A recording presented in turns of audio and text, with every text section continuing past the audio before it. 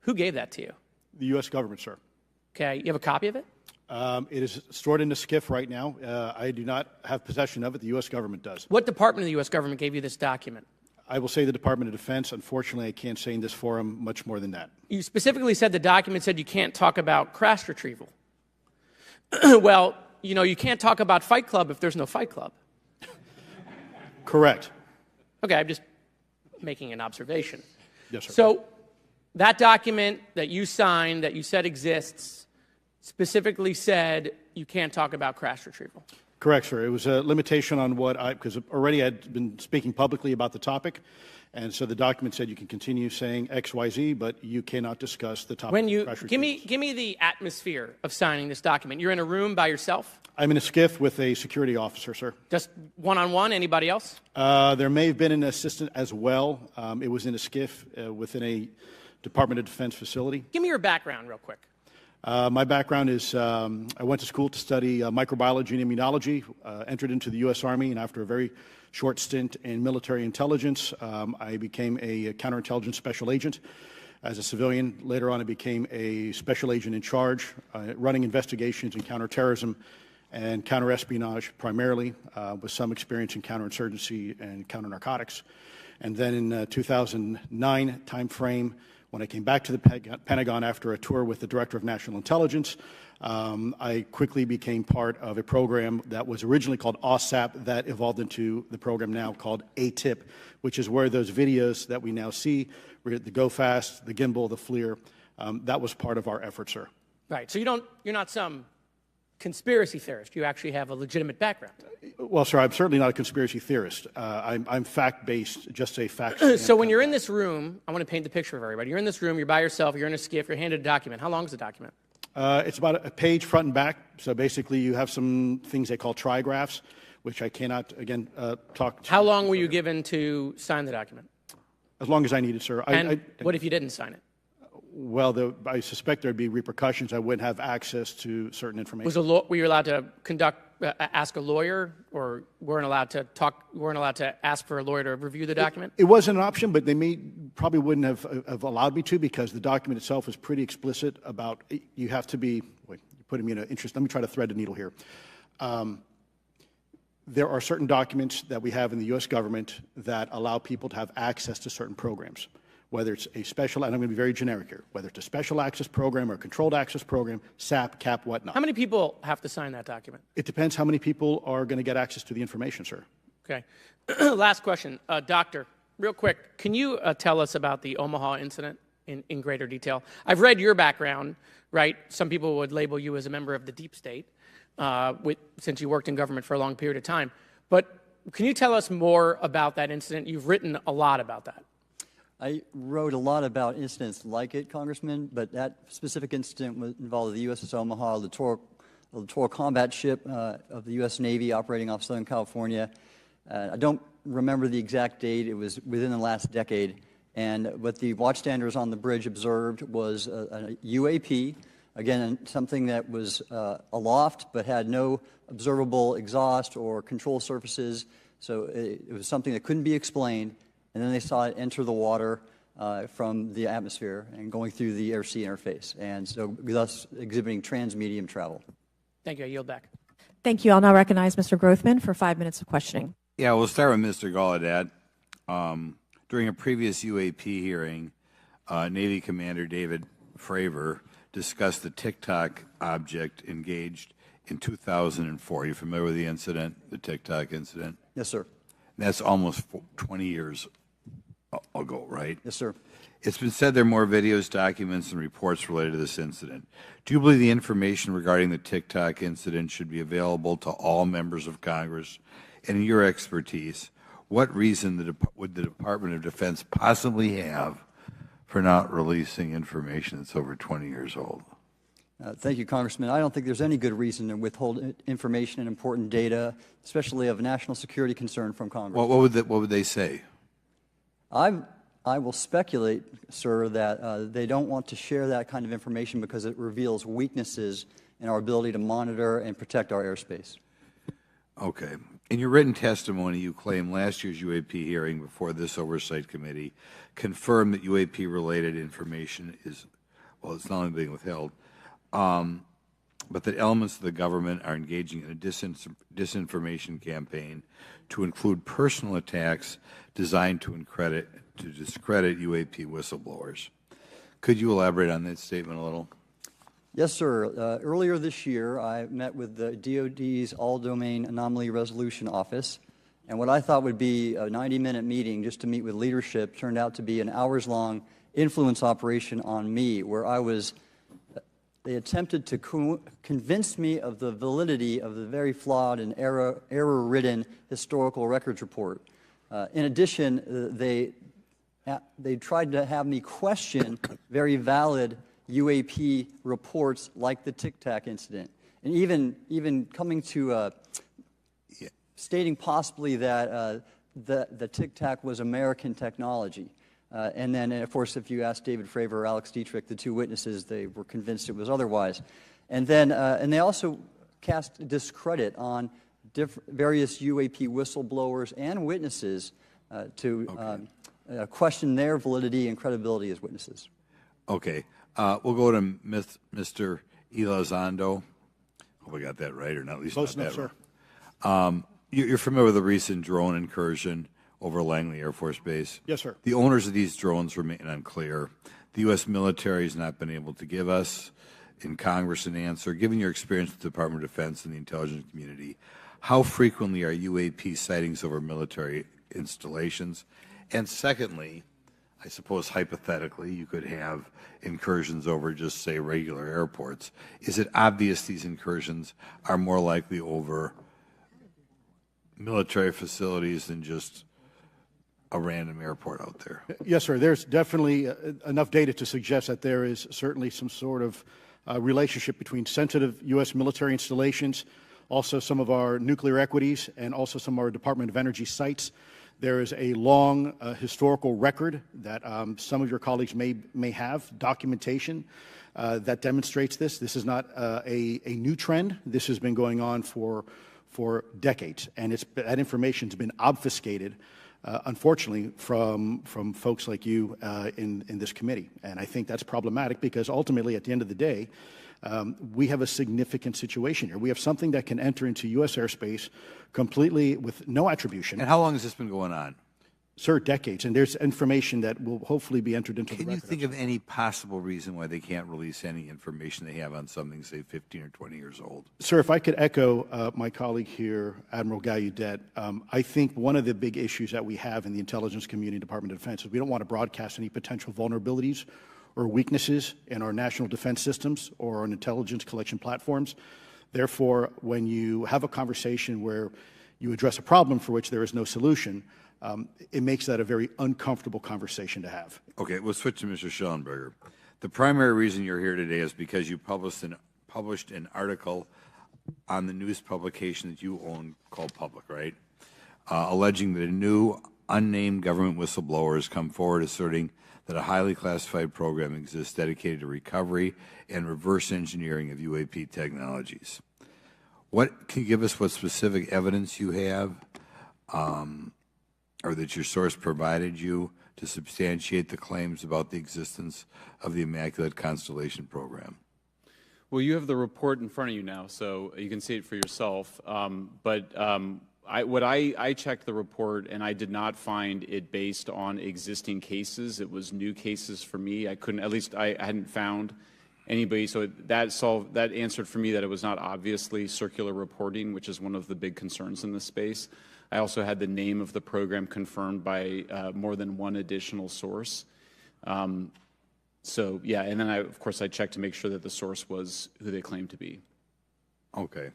I should also say that when I said before it was this database, it is a much broader program than that. It also includes human intelligence, and then, as you mentioned, the retrieval and the reverse. Any knowledge of what country these things originated in? No, I have no idea. Okay. Okay, I will now recognize Mr. Burchett for 5 minutes of questions. Thank you, Chair Lady. Our request unanimous consent to enter into the record documents provided to us regarding legacy UAP programs and psychological operations. Lou Elizondo. So ordered. I also want to thank my buddy Jeremy Corbell for providing us documents and access to some whistleblowers. Mr. Elizondo, what is your last position with the federal government? Sir, I was the Director of National Program Special Management Staff managing a White House Special Access Program on behalf of the National Security Council. How would you characterize UAPs? An enigma, sir, and a frustration. We're talking about technologies that can outperform anything we have in our inventory. And if this was an adversarial technology, this would be an intelligence failure eclipsing that of 9/11 by an order of magnitude. Are there classified Department of Defense materials related to UAPs that you believe could be safely disclosed to the public without compromising national security? Yes, sir, I do. I would never, ever try to endorse providing some sort of information that could compromise what we call a blue force technology or capability. But I do believe there's a lot of information regarding this topic, and I've been very vocal about it, that should be shared not only with the public, but most importantly, with members of Congress. Are you familiar with my friend David Grush? Absolutely, sir. I had the privilege and honor of working with him myself several years ago at U.S. Space Force. Last year, as you know, he testified that the U.S. has run a multi-decade UAP crash retrieval and reverse engineering program. Would you agree with that? Yes, sir. Are there UAP programs operating without proper congressional oversight? 100%. What are they? Unfortunately, sir, I would have to have that conversation in a closed session. I know you said that, and a lot of people are frustrated with those kind of answers, but we're asking those kind of questions so you all know what the heck we're up against. You also mentioned in your opening statement that the Pentagon's Public Affairs Office employs a psychological operations officer as the singular point of contact for UAP-related inquiries. Why the heck would they do that? Sir, that's a great question. I would ask the Pentagon. There's a long history here of that individual providing misleading and false information to the public through various news outlets and media outlets in order to discredit this topic. I've personally been victim to it. We have the documentation to substantiate where this information has been absolutely inaccurate, that has been provided time and time again, and it turns out that that individual was also working with former leadership of Aero at the time as well. And we punish them by giving them multi-million dollars more than they ask for every year. Admiral Gallaudet, you mentioned in your opening statement on an email you received from the operations officer of the Fleet Forces Command regarding unknown objects almost colliding with U.S. military planes. Did anyone respond with knowledge of what the objects were? I received no response, sir. Did the exercise get canceled? The exercise did not get canceled. Why do you think the commander of Fleet Forces operations officer never discussed the incident again? Sir, I'm speculating because I didn't have an exchange with him, but I believed it to be part of a special access program, the information and the video, which we have known now it was, and he realized he couldn't share that openly with the recipients of the email, and therefore the email was pulled from everybody's account. Again, tell us what happened to the email from the commander of Fleet Forces. The day after I received it, and all the other recipients received it, which were all the subordinate commanders of U.S. Fleet Forces, so 1- and 2-star admirals, including strike group commanders, the email was wiped or deleted from our accounts, and then no one talked about it. All right. Have you specifically had any experience with submersible objects? Sir, I've no personal experience, but I've had witnesses on submarines come to me and say they've seen on sonar data. Correct. Okay. Yeah, how would you characterize those, and how do they move? The one instance that was revealed to me was in the 80s on a nuclear-powered submarine, a ballistic missile submarine, that the object exhibited the characteristics of a Russian torpedo in terms of its speed of movement and closing rate with the submarine, and then it slowed and followed the submarine slowly in its wake for a period of minutes, and then rapidly exited the scene. And nothing that we know of and technology-wise could replicate that. And the speed of these objects was faster than anything that we have or anybody else has that would be manned. Is that correct? It was on the order Underwater. of a torpedo. So yes, sir. Yes, sir. But as it exited, well, I don't exactly know how fast a torpedo is, but I expect it does better than my old outboard Scott Atwater. So I'll take that as a yes. Yes, okay. Sir. Have you experienced any experience with the All Domain Anomaly Resolution Office, ARROW? Yes, Congressman, as I mentioned previously, I have met with them. Okay. You heard Mr. Elizondo describe psychological operations for those contacting the Department of Defense about UAPs. You mentioned a similar influence operation by Aero. Why are federal agencies invested in running information operations about UAPs if they do not exist? Yes, sir. But I'll make a statement on Aero's behalf. They have new leadership. The office has reached out to me to meet again, and I take that as a good faith effort, and we'll see where that goes. Thank you. Chair Lady, I've run over. Thank you. Thank you, Mr. Tennessee. I would now like to recognize Mr. Higgins. You're the king of Tennessee. Mr. Higgins, you're recognized for 5 minutes of questions. Thank you, Madam Chair. Mr. Elizondo, Mr. Schellenberger notes in the report that we've been given for this hearing. I believe, Mr. Schellenberger, let me shift. You are the author of this report? I'm sorry, sir. I'm not the author Mr. of... Schellenberger, were you the author of this report? There's No, I was no name not. on it. No. Do you know the author? I do.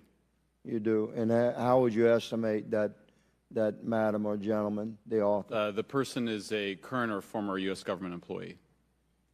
And it states here that this is the public version of the author's report. Yes. So where might one find the non-public version of the author's report? I don't know the answer to that. Would that be with the Department of Defense? I don't know. But you do know the author. I do. You know what the author's sources were? The author's sources are described in the report. These databases, the Immaculate constellation. Right, but you expressed some confidence in the sources. I would. Earlier in I do. testimony, you expressed confidence. So do you know those sources? I do. Are they within the Department of Defense? I can't say. You can't say or you won't say? I won't say. Okay, why not?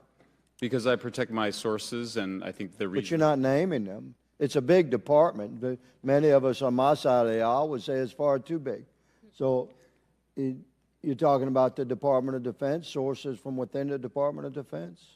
I'm not willing to reduce the Okay. potential universe of where my sources might be. Okay, moving on. In this report, Mr. Elizondo, for reference, several types of allegedly alien craft or possibly alien craft or unknown aerial phenomena, what we used to call UFOs, are described. Spheres and orbs,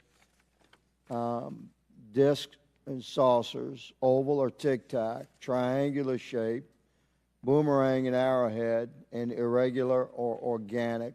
Mr. Elizondo, does that summarize to you the types of craft that we're discussing today? Sir, that is a general morphology, historically speaking, of many UAPs. So those descriptions are very different craft. Is it your assessment that they would come of different origins? It's possible, but it also could be in sense a matter of utility. And let me just state for the record, I never read the report that or the article that Mr. Schellenberger put out. The reason That's a good point. We're just referencing it. Yes, sir. For descriptive purposes for the American people. Mr. Schellenberger, in this report, it's striking to me that regarding the descriptions of experiences with these various craft, several of them include biological effects and several do not. Are you familiar with what I'm talking about? Yes. Okay, so spheres and orbs, triangular craft, and irregular or organic craft include some descriptions of biological effects, including feelings of unease, electronic device malfunctions, long-term psychological effects such as anxiety or insomnia have been noted, the feeling of being watched, a shared awareness with the triangle craft, and under the irregular and organic craft, biological effects include physical sensations of warmth or cold and unexplained smells and psychological distress. So these are very specific descriptions of the reactions of human beings, which allegedly have been noted from a study here, a report. All of those experiences would have been described by the sources that the author used. I'm not sure I understand your question. This is a very broad description of biological effects, and it's striking to me that they are present with relation to some types of craft, but absent in others. This would require a great deal of research and study. Can you explain that?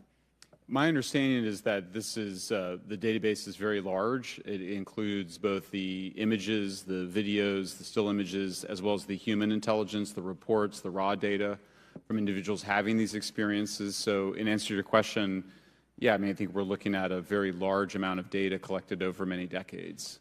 And that data is held by the Department of Defense? Well, I will say that after I published, I was told that this program, that the USAP was actually managed by the Department of Defense but held at the White House. Roger but that. that's a single source, and I don't have multiple sources to verify that. Thank you, sir. I did my best to trick an answer out of you, but I was partially successful. Madam Chair, I yield. Thank you. I now recognize Mr. Frost for 5 minutes of questions. Thank you, Madam Chair. In addition to serving on this committee, the Oversight Committee, I also serve on the Science, Space, and Technology Committee, where we often discuss how essential data and evidence are used in science and used at departments such as NASA. During a hearing, NASA Administrator Nelson affirmed the importance of NASA in helping us to understand UAP. Mr. Gold, if the government doesn't have the data it needs on UAP because, say, someone who saw something is concerned about stigma, public backlash, etc., or maybe there's just not good systems in place, how are we supposed to ultimately figure out what's going on? Yeah, thank you for the question. And let me compliment Administrator Nelson that there wouldn't have been a UAP independent study team if it wasn't for his leadership and courage. We're talking about data and where we can get data from. As I described, NASA has whole archives of data, much of which I believe will likely have information that will help inform UAP. We need only look. And again, in an era with AI and ML, we can relatively quickly and easily go through it. So I think it's something that we should encourage NASA to do. However, per Chairman Grothman's comment about UAP focusing on national security sites, I believe there's something, sir, that you may have heard of called sensor bias. That because we've got more cameras, more monitoring of national security, we don't know how extensive UAP activity may be over civilian areas. And this is to the second part of your question where we're not collecting the data. We're not collecting sufficient data from pilots. We're not collecting sufficient data from civilian and commercial activities. And this is, again, where ASRS, I think, could substantially change that, get the data out there, and allow us to do good science. Thank you. I mean, on the data, you know, I'm a really big proponent of transparency. But obviously, there's always a little bit of balance that we have to have in government on transparency as well. I mean, last year, NASA appointed a director of UAP research in response to the recommendation by the independent study team. In the final report, there's a quote, despite numerous accounts and visuals, the absence of consistent, detailed, and curated observations means we do not presently have the body of data needed to make definite and scientific conclusions about UAP. Can you just talk really quickly about that balance of security and transparency? So I can say, having served at NASA, it is the most transparent organization I've ever been in. When we would have conversations of executive leadership, things would leak out almost instantly. So I can assure you, intentionally or not, NASA's very transparent. I don't know if many of you have worked with engineers or scientists. They love to talk. So I believe that NASA is a paradigm of transparency, but we must have the ability and the data to be able to be transparent with. And if we're not gathering that, if we're not looking at it, then we can't bring NASA into the game and get to that good science that you need. You know, it was about a year ago, I was touring a facility with a pretty senior government official. We went by a certain hangar, and they said, yeah, that's, you know, a company leases that out. We don't really know what's going on in there. We have no way of knowing what's going on in there. And there was a few of those, in fact, while we were driving around this facility. To what extent do you think that some of the UAP out there comes from off the books or unauthorized experimental aircraft? I mean, I think probably the vast majority of UAP are drones, experimental aircraft, weather conditions, which is, again, why I say if we review the data, I think we're going to discover a lot about things we weren't even thinking about. But there is a percentage that isn't. And looking into those anomalies is how discoveries will be made. And relative to science, Congressman, if I can say, when NASA studies black holes, when NASA studies galaxies, we have instruments that are tailored to do so. With UAP, we're using cockpit gun cameras or cell phones. We could never do good science with that. And let me tell you, the NASA budget is under pressure. We need to make sure that the Artemis program is funded fully. We need to beat China to the moon and maintain our presence in low Earth orbit. So NASA would need more money to do this, but I think tailored instruments that would look at UAP in the same way that we have tailored instruments to look at astronomical data is important to gathering valuable and uniform information. If we were studying black holes by using fighter cockpit cameras, we probably wouldn't know that much about black holes. 100%. Well, I think it's important that federal leaders take the necessary steps to ensure that UAP does not pose threats to the American public as well, and that we have the necessary budgets to collect this data so we can actually see what's going on. And I'm fully supportive of funding the Artemis mission. I think it's very important. Also, a personal note, the pilot is a frat brother of mine. He is a member of the Phi Beta Sigma Fraternity Incorporated, and so I would love to see my fraternity make it to the moon. But Redwire is building the cameras for Artemis, so we will take some pictures of your frat brother and get them. There we go. Thank you so much. I yield back. Thank you. I will now recognize Ms. Luna for 5 minutes of questioning. Mr. Elizondo, to your knowledge, can you name the country and around time frame that the first back-engineered UAP program started? Ma'am, unfortunately, I would not be able to have that conversation in public. Can anyone on the panel name that? None of you?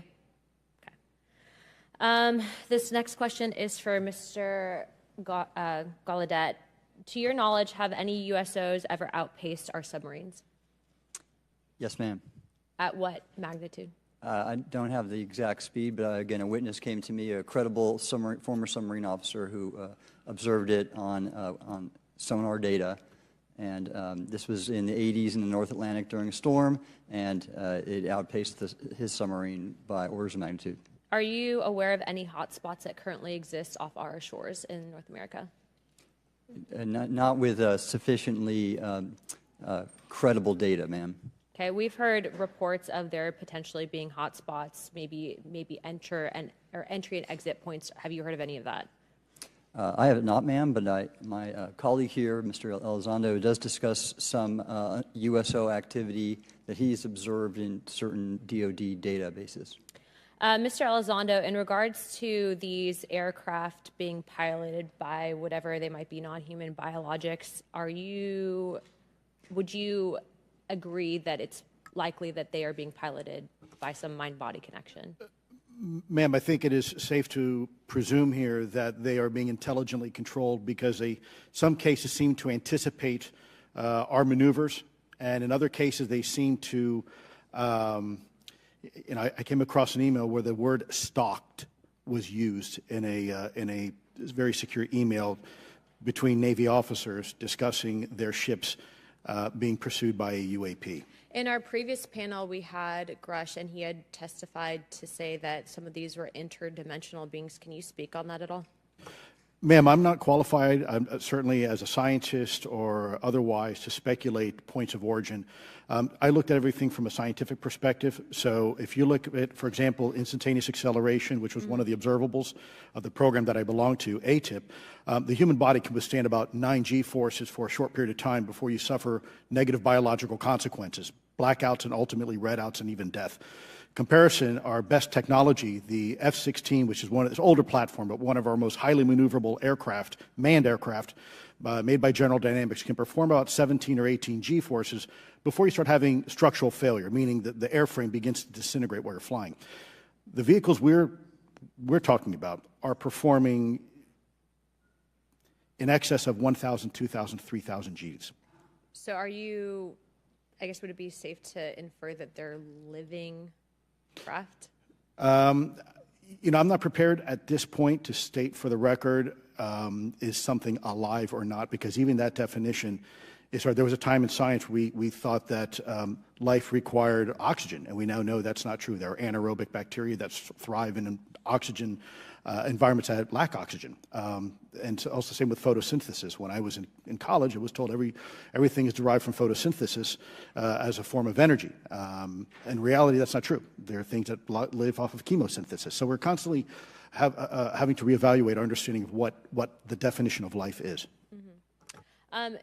Do any of you ever come across reports from people that claim to have firsthand experiences with these entities, whatever they might be, or these aircraft, and then as a result, whether or not they're religious, find that these things will automatically disappear? Anyone, and this is open to any of you on the panel. So just real quick, because I'm running out of time. Lou? Ma'am, I've always been a nuts and bolts kind of guy. When I was at ATIP, I was focusing more on the performance characteristics and less on the potential occupants. Okay, the reason I ask is because it seems like, just based on our conversations, that we've had people that say that there are good and bad of whatever these things are. And so my concern from a national security perspective is A, that true? B, are you guys hearing the reports of that? And C, I think moving forward in regards to technology, Mr. Gold, if you can answer this real quickly, some of these aircraft, it seems that they are operating off of energy that we don't currently have. But just yes or no, in your opinion, if we were able to obtain that, would that impact humanity for the better or negative? Would certainly save us some money on funding on Artemis. Definitely. And this is a national security issue, that if there is such technology out there, we're not the only country that might have access to it. We don't want to be on the wrong end of technological surprise. Okay. Thank you guys for your time. All right, thank you. I will now recognize Mr. Garcia for 5 minutes. Thank you, and I apologize for stepping out. My governor is here upstairs, so I'm trying to get in between meetings, so apologize for that. I want to just start by just asking everyone on the panel or witnesses, and I had a chance to read all the testimony before, but just to set the agenda, just if we can go down real briefly, do you believe, just for the record, that the federal government, any part of the federal government, is knowingly concealing evidence about UAPs from the public? Yes, sir. 100%. Yes. Yes. Thank you. I also want to just go down the line. I know many of you have already said this, but I just, for the record again, just briefly, what do you believe UAPs could be or are? Strong evidence that they are non-human, higher intelligence. I echo my colleague's comment, sir. Genuinely do not know. Don't know, but we must find out. Okay, thank you. I appreciate those answers, gentlemen. I think this is obviously another remarkable hearing with just really important information, so I thank all of you for answering the questions. Admiral, I just want to go back to one thing. Now, last year, our subcommittee heard from 2 retired Navy pilots, Lieutenant Ryan Graves and Commander David Fravor, regarding UAPs. Actually, I think Ryan is here in the audience and been a great person to get to know and to have conversations with. He, of course, has been involved in the Safe Airspace for Americans Act with Chairman Graves, with Chairwoman Mace for UAP reporting by civilian aviation personnel. Can you discuss briefly why it's important for civilian pilots to be able to report UAPs and why these legal protections are critical for our national security? Yes, Congressman, thank you. And I did invite Ryan Graves as my guest, as I'm on his advisory board for the Americans for Safe Aerospace, and legislation that you supported and introduced, I fully support as well. And I think it's important that more civilian pilots, commercial pilots, report so we can better understand and learn and do research on UAP, as well as remove the stigma so more citizens report on what they observe. And also, it'll only contribute to aviation safety when we have a better understanding of where these UAP are, how they operate, and at what frequency and what capability level. So it's important for aviation safety, and it'll be important for moving science and research forward. Thank you, sir. And I just want to reiterate to my colleagues, I mean, this is a very bipartisan piece of legislation, and we just got to continue to get this through the Congress, and it's incredibly important that civilian pilots have the opportunity to safely report the UAPs that they are seeing or encountering in the air. And I can't express how critical this piece of what I believe is a larger collection of evidence and facts actually happen. We've been approached by pilots I've talked to folks that have been engaged with our office and others, and there is still enormous stigma. And essentially, we don't have a system where folks are feeling free to be able to report what they're seeing. And so I just want to reiterate that advocacy. Mr. Gold, in your testimony, you discuss NASA's aviation safety reporting system, a confidential, non-punitive reporting mechanism. In the Safe Airspace for Americans Act, we explicitly allow for civilian reporting, of course, of UAPs. Can you explain why the NASA task force recommended the use of the aviation safety reporting system? The aviation safety reporting system is an existing system that is trusted, that has taken hundreds of thousands, now millions of cases. And again, recognizing budgetary constraints, this seemed like the perfect way to be able to gain more data. And when it comes to the stigma, sir, it's something that pilots are used to reporting on, that crew is used to reporting on. So it's a great way to get data, to overcome the stigma without spending really that much more additional money since the system exists. Thank you so much for your support of that. Thank you for what Ryan Graves does. This is a common sense means to expose the truth of UAP for the purpose of this hearing.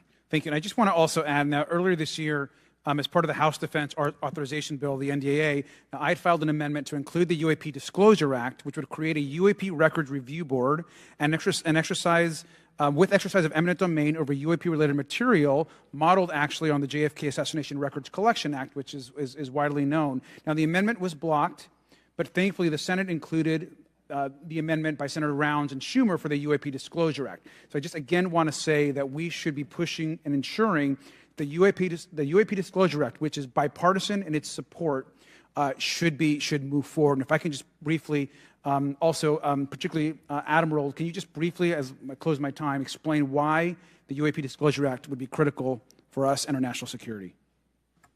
Thank you, Congressman. Yes, I believe the UAP Disclosure Act is important for national security, as well as advancing potential socioeconomic benefits resulting from UAP research, as well as public safety, as we referred to previously regarding aviation. And this act will allow for greater transparency and open research, and that's why I'm also a member of the UAP Disclosure Fund as an advisor, as in the Sol Foundation, as an advisor, senior strategic advisor, which is advocating for the same. Thank you very much. I yield back. All right, thank you. I'd like to recognize Mr. Biggs for 5 minutes of questioning. Thank you, Madam Chair. Thank you for holding this committee. Thank you to the witnesses. Admiral, the video that is called the Go Fast video, the email that you've talked about being deleted, I just want to briefly cover this. You said that the email, the author was asking whether any of the recipients were aware of the classified technology demonstrations that it could explain the objects that were observed. And then you said the email disappears. Then you guys have a series of meetings. The commander of fleet forces and his operations officer never discussed the incident again. Is that right? Is that accurate? That's accurate, sir. And even during weekly meetings, it was never discussed again. My question for you is, you were in those meetings. Did you personally hear that nothing was going on about that? Yes, sir. I was in those meetings, and did you make inquiries about that? No, I did not, sir, because I inferred, since I had been read into other special access programs, that this UAP video was part of one that I was not read into, or any of the recipients, or the author of the email, and that an intelligence agency basically pulled it back and instructed the author of the email, hey, this is, you just conducted what they call spillage into a lower classification level, and when that's done, the procedures are basically to remove any of the communication. You're going to silo it. So, and you, Mr. Elizondo, you said in your report and your testimony today, a government work on the UAP subject still remains classified. Excessive secrecy has led to grave misdeeds against loyal civil servants, military personnel, and the public, all to hide the fact that we are not alone in the cosmos. Fair? Yes, sir. All right. And all of you, and Mr. Schellenberger, by the way, I've read several of your books, Mr. Schellenberger, excellent stuff. Thank you. What I would say, too, is you were asked about the veracity of the author of this report. You comfortable with the veracity? Yes. Okay. And then, and I'll get to you in a second, Mr. Gold. We'll talk about Kuhnian and Lakatoshian scientific advancement and how we're obviating that through these processes. But we'll get to that in a sec, because what I want to really get to is the ultimate question really becomes this. For what purpose is the federal government overclassifying, because that's what they're doing, they're overclassifying, and forbidding the public from getting access to this? And if you know, if you have an explanation, I'm curious, because I know what I've been told. I just want to know, from your perspective, why do they overclassify? Mr. Elizondo, you look like you're finger on the button, ready to go. Yes, sir. Forgive me. I think there's several reasons. I think at the time when this reality became evident to the U.S. government, we were in the middle of the Cold War with then Soviet Union, and we did not want to tip our hands to what our knowledge base was on this topic. We did not want to broadcast that to Cold War's long over. It is, sir. It is, sir. There's also then the philosophical argument that the Department of Defense and the intelligence community is solution-oriented. And when you don't have answers, it's a really tough spot to be in. It's easier to be quiet and suppressed than if you don't have the answer. Indeed, sir. In fact, there's a very real example when we built the U-2 spy plane and flew it over then Russia, and we're taking reconnaissance. And when we first started flying the aircraft, it flew so high and so fast we thought they weren't tracking us. In reality, they were tracking every flight.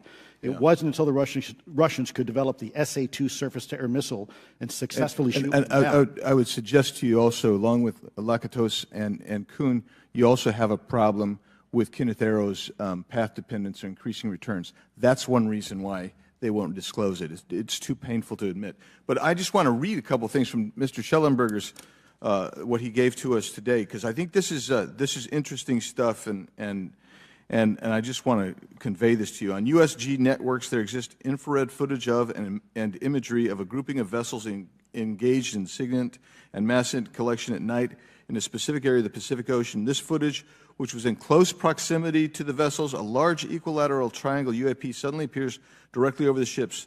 These three bright points are seen at each bottom corner of the UAP, which is observed to slowly rotate on its horizontal axis. And he goes on to describe that. And I just want to read one more, and I'm doing this because I think it's interesting. This stuff is interesting as anything. So let's get this one here, right here. While performing a routine airspace surveillance and control mission in the eastern air defense sector, an F-22 fighter observed multiple UAP contacts at mission altitude.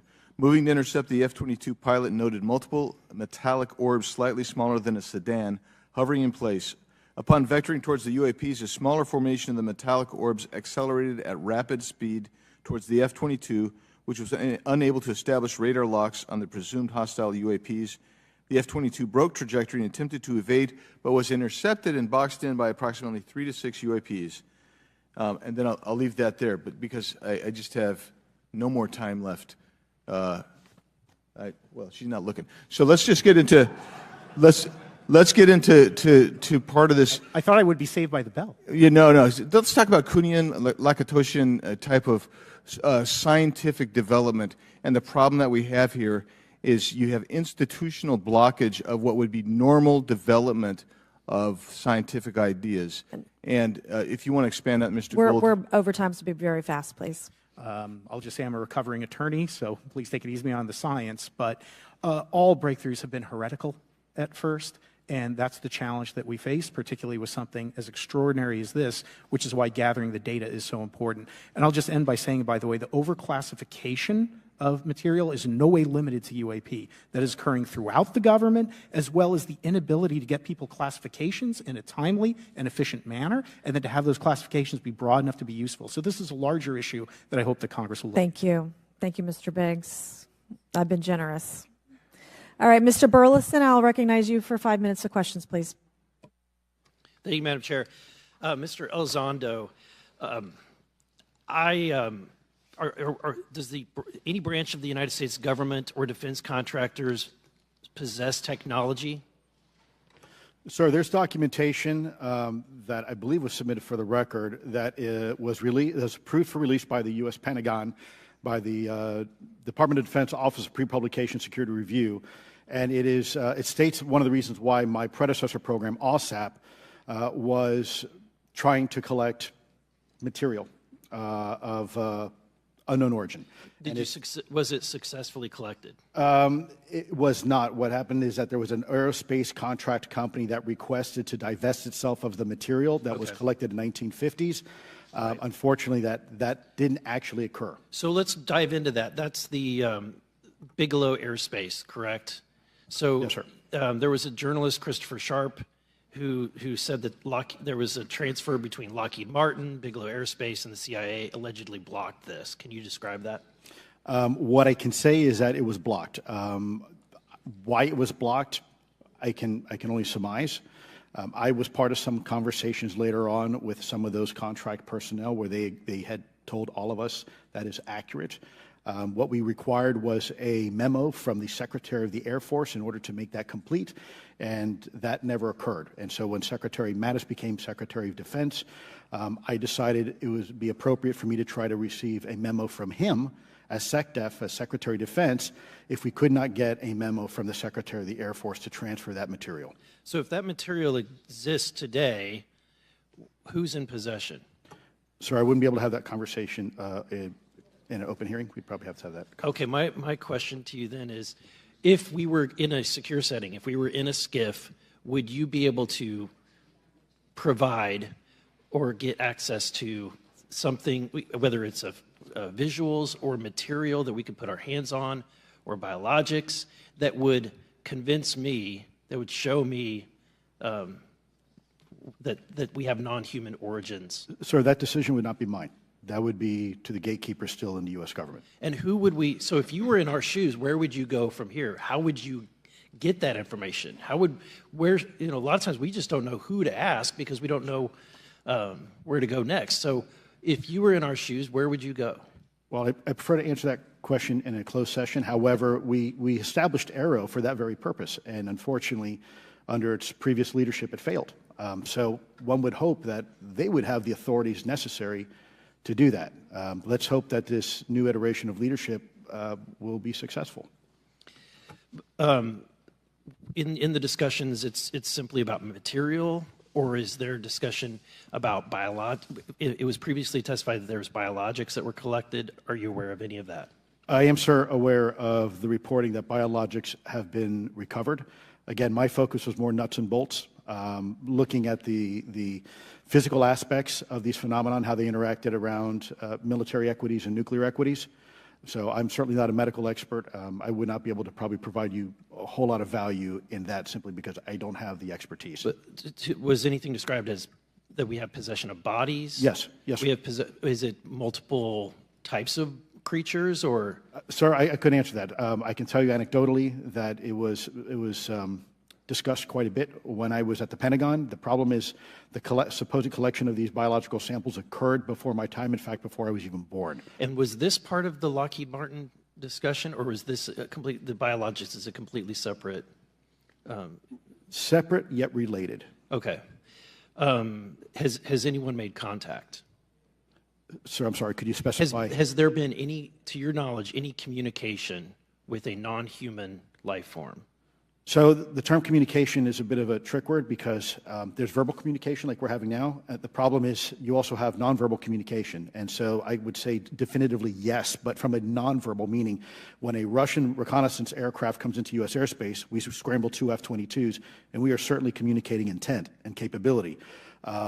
I think the same goes with this. We have these things that are being observed over controlled U.S. airspace, and they're not really doing a good job hiding themselves. They're making it pretty obvious they have the ability to even interfere with our nuclear equities and our nuclear readiness.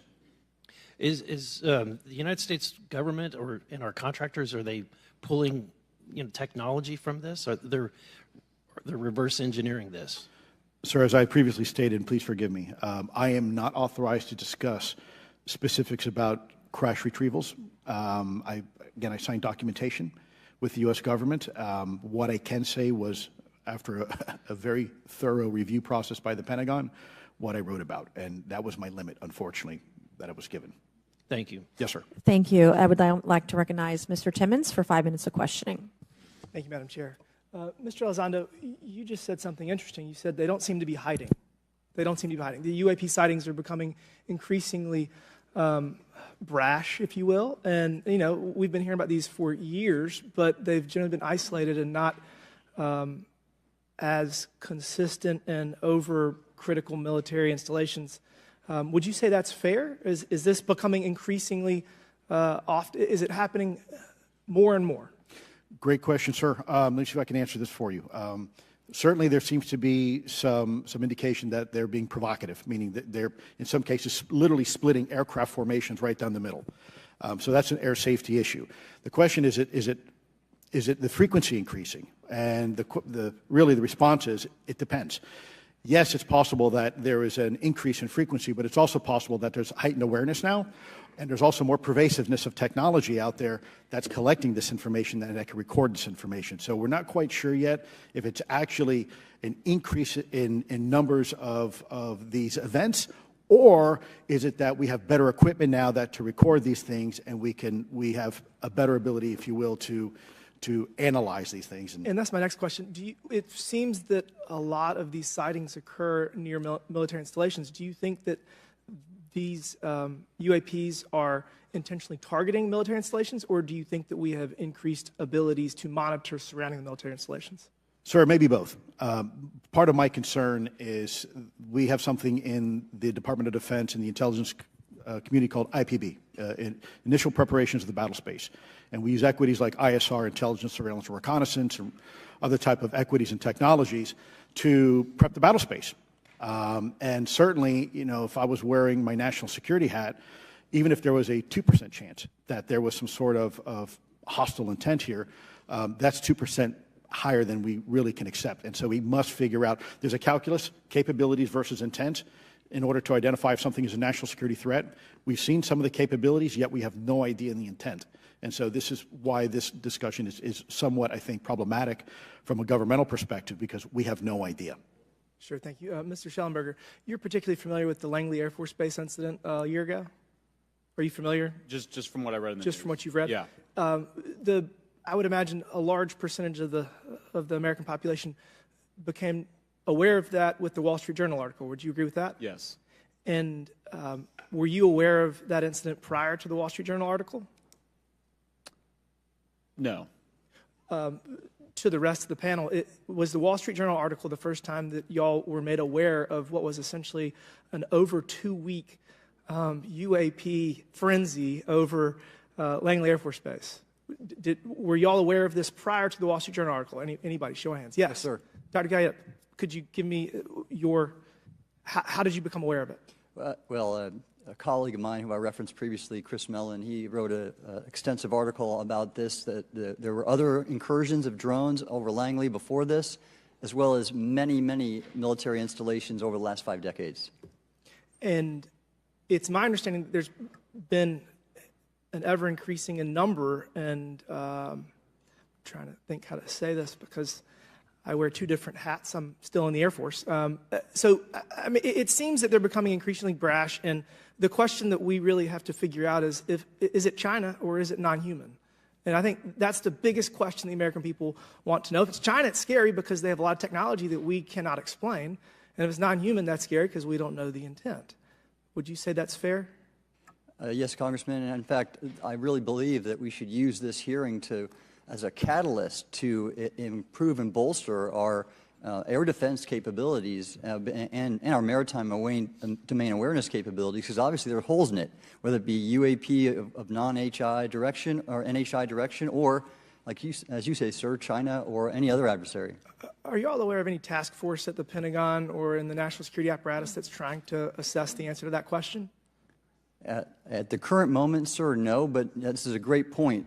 From 2020 to 2022, there was a UAP task force in the DoD succeeding where Mr. Elizondo worked, led by Jay Stratton, who had the first comprehensive whole-of-government approach to UAP, which involved pathways to declassification and to increase transparency, as well as assessing the national security risks of UAP. This was a really well-established approach, and we have all advocated that something like it return. I'm running out of time. The last thing is that we need authorities. The law enforcement, military do not have authorities to actually engage, and we need to Congress needs to act to give those authorities to local law enforcement and the military so they have clear guidelines on how to assess these issues going forward. I yield back. Thank you. Thank you. I'd like to recognize Ms. Boebert for 5 minutes of questioning.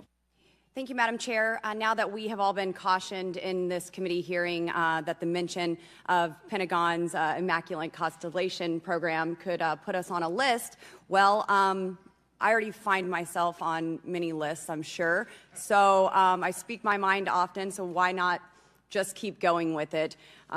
May as well just go all out and say it.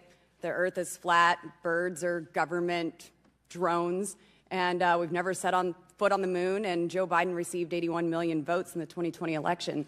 So let's just see how many lists we could get on here today.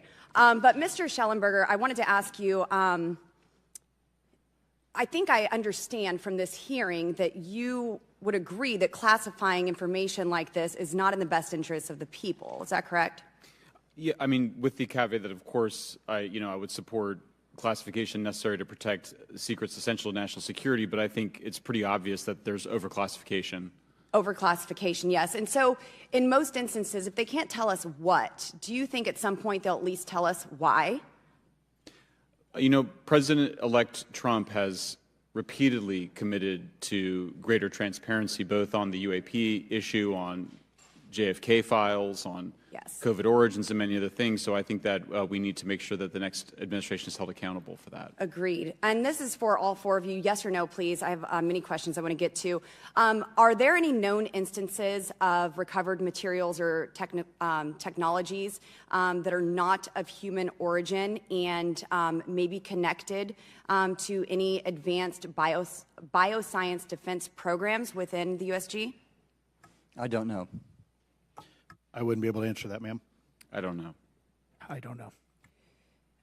Okay, so there are rumors that have come up to the Hill of a secretive project within the Department of Defense involving the manipulation of human genetics with what is described as non-human genetic material, potentially for the enhancement of human capabilities, hybrids. Are any of you familiar with that? Yes or no? No, ma'am. I am not, ma'am. I'm not. No, ma'am.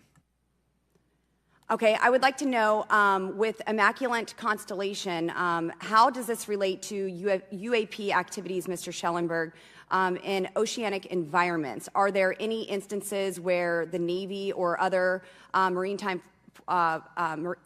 forces have encountered UAPs that could not be explained by known technology or natural phenomena? Yeah, the Immaculate constellation covers both terrestrial and oceanic, and there's actually a number of cases described in the report that occur in the ocean. And do you believe that there is a concerted effort by the Pentagon to keep Congress out of the loop regarding these UAP activities, specifically in our waters? Yes. I think it's about 5% of our ocean that's actually been studied in detail by man, and we've studied more of space than we had of our own oceans. And so are there any accounts of UAPs emerging from or submerging into our water which could indicate a base or presence beneath the ocean's surface? I don't know about a base, but as I mentioned, I had a different source entirely describe this pretty extraordinary footage that exists of orbs, of an orb coming out of the ocean and being met by another orb. Some would say that there's multiple hotspots where we see frequent activity. So in your investigations, have you come across any data or visual evidence like sonar readings or underwater footage of these UAPs? I have not beyond what's in the report. You've written about UAPs not only in the air but in underwater. Are there any specifics on what you've learned about the UAP activity in our oceans? Particularly, have you spoken with sources who have provided any evidence or eyewitness accounts of these UAPs interacting with our naval forces or being detected by our underwater surveillance systems? Nothing beyond what's in the report and then the specific case that I mentioned with the orb. So this report says it all. There's no other information that we are aware of regarding the activity within our waters. I have other sources that have told me that have shared a significant amount of information, but they're not comfortable with me sharing it at this point. Okay. Are there any technological capabilities observed in these oceanic UAPs that seem to defy our current understanding of physics or our engineering capabilities? It seems like they all do. Yes, I would agree with that. My time is up, but I do appreciate your bravery, your courage for coming here and speaking today. And it seems like there's still some questions that we need answers to, and we will not relent until we get those to the American people. Thank you all. Thank you. I move to allow myself and the ranking member 5 additional minutes for questions without objection, so ordered. Mr. Elizondo, were you read into the Immaculate constellation program? I would not be authorized to confirm nor deny the existence of any ongoing or past program, especially as it relates to a special access program, either by name or trigraph. Okay, and then does the U.S. government or private contractors, do they work with other foreign countries, China, for example, to exchange data, quote from a source, that intelligence data about UAP? Let me see if I can answer that a little bit more generally, ma'am, if I may. We do have foreign material exploitation programs. That is something that is widely known, and that term itself is unclassified. How exactly that works becomes a bit sensitive. The discussion we could certainly have in a closed session if you like. We do work with international partners and allies quite often, not just in military exercises and workups, but in other intelligence efforts as well. In terms of material that's given to private contractors, is certain material given to certain contractors because of their experience? So, for example, if it's related to submerged and undersea propulsion, would it go to a general contractor like General Dynamics? Yes, ma'am, absolutely correct. Different contractors have different levels of expertise. What's Lockheed's expertise? Aerospace, ma'am. In the UAP space, that's all that they wouldn't do submerged. No, I didn't say that, ma'am. Okay. Lockheed Martin and others do quite a bit of work both in our atmosphere, in space, and even underwater. There are certain efforts to. It's a tough question you're asking. You put me on the spot here. I'm looking for the answer. Yes, ma'am. No, they are involved in a lot. I would rather let Lockheed Martin explain the different domains that they are involved with. Probably I'm not authorized to discuss that, but they are involved in a lot of different areas and domains. Admiral, flight safety risks for our pilots, based on what you've experienced and seen in your career. They're extensive, and the one exercise I referred to where I received the email that was then deleted was the pilots, and this is worth bringing out. There are debunkers out there who have said the Go Fast video was just a balloon. That was only one video that was released. There were dozens of these encounters that pilots, friends of Ryan Graves, who's in this room right here, witnessed and caused significant safety concerns. And to almost call out and exercise it and shut it down, which is very compressed, and the carrier's getting ready for deployment, and the pilots have to get certified to land on a carrier. It's extreme, to say the least. All right, I have two last questions. Real quickly, Mr. Schellenberger, how do we get more whistleblowers to come forward? Well, this hearing is very important, and obviously, I can't encourage whistleblowers to obtain information, but I can guarantee that I will protect them and go to prison to protect their identities if they come to me. Yes, sir. Okay, my last question. The first hearing we had on this, I'd never been briefed on UAPs or what they were, biologics, non-human, et cetera. How would you define, each of you, my last question, how would you define non-human biologics, non-human intelligence? What are we actually talking about? Admiral, and we'll go down the line. I don't think it's a stretch when you look at the diversity of life on this planet and the size of this universe to think that there would be more diverse, higher order, non-human intelligences throughout the universe, and that's probably what's visiting us.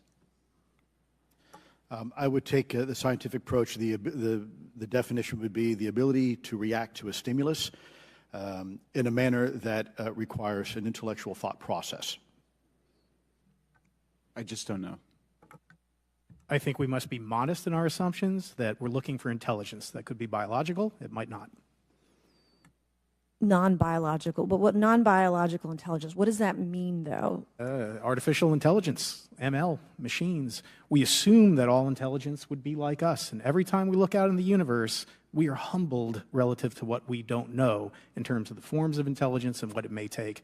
I can assure you I probably can't ask you your question, but I think the ultimate answer is going to surprise us all.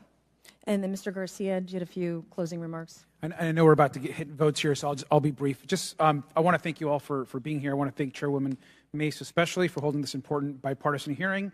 And I want to thank all the committee members that are interested in this topic. I think our commitment to all of you and all the folks that have contacted us, and certainly to the advocates and the pilots, is that we need to continue investigating UAPs. I think the country the country is owed explanations and ensure that the safety or national security is always protected. This is a conversation and questioning that must continue, so I'm very grateful to all of you. And I also just want to add, just personally, I think it's really important for me, two things guide my questioning and my observations on UAPs. One is we should always be guided by facts, science, and data, and stay serious on those issues. And the second thing is I think that we should not limit our imagination and our thoughts and our curiosity on what UAPs could actually be. And I think those two things for me are really important, and I'm grateful for all of you to be here. So with that, I yield back. Okay, and we have Mr. Ogles, who is on the way. He's going to be here any second. Is that correct? Want to check, and he'll be the last member with questions that we have today, and then we have votes. So we want to thank you all for being here. I want to thank Mr.